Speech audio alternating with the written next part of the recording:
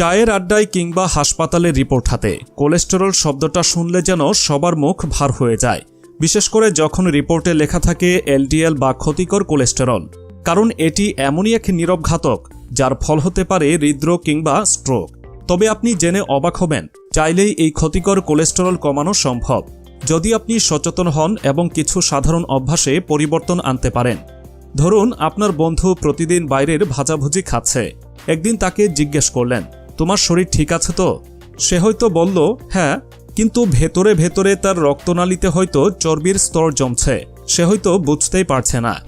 LDL cholesterol, যাকে খারাপ cholesterol বলা হয়, মূলত এই কাজটাই করে। এটি ধীরে ধীরে রক্তনালীর প্রাচীরে জমতে থাকে, যা রক্তপ্রবাহ বাধাগ্রস্ত করে। তাহলে করণীয় কি? প্রথমে আসি খাবারের কথায়। ক্ষতিকর কোলেস্টেরল কমাতে আমাদের প্লেটের দিকেই নজর দিতে হবে।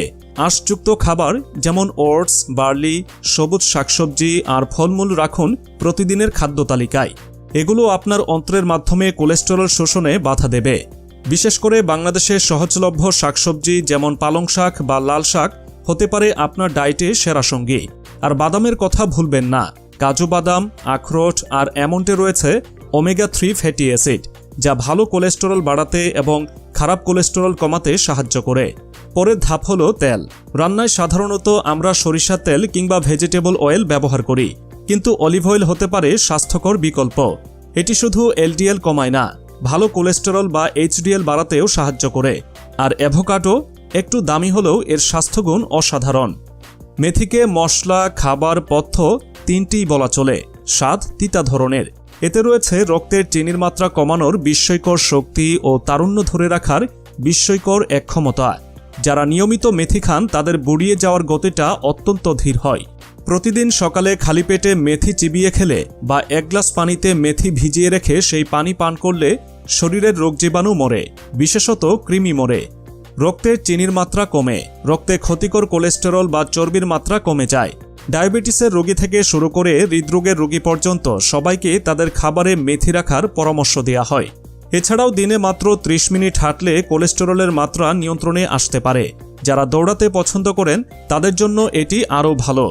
গবেষণায় দেখা গেছে নিয়মিত ব্যায়াম করলে খারাপ কোলেস্টেরল কমে এবং ভালো কোলেস্টেরল বেড়ে যায়। তবে শুধু খাবার আর ব্যায়ামই যথেষ্ট নয়, জীবনধারায় কিছু গুরুত্বপূর্ণ পরিবর্তন আনাও জরুরি। যারা ধূমপান করেন তাদের জানা উচিত এটি এইচডিএল বা ভালো কোলেস্টেরল কমিয়ে দেয়।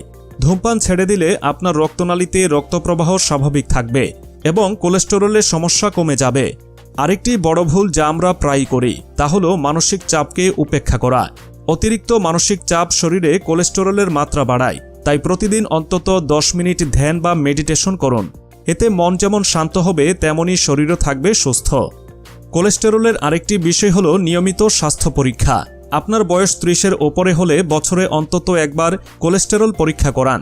তাহলে খাবার, ব্যায়াম, জীবনযাত্রার পরিবর্তন এই তিনটি বিষয় মাথায় রাখলে কোলেস্টেরল আর আপনার ভয় পাওয়ার কারণ হবে না। মনে রাখবেন, সুস্থ থাকার চাবিকাঠি আমাদের হাতেই। তাই আজ থেকেই সচেতন হন, নিজেকে এবং পরিবারকে রাখুন সুস্থ ও কোলেস্টেরল মুক্ত।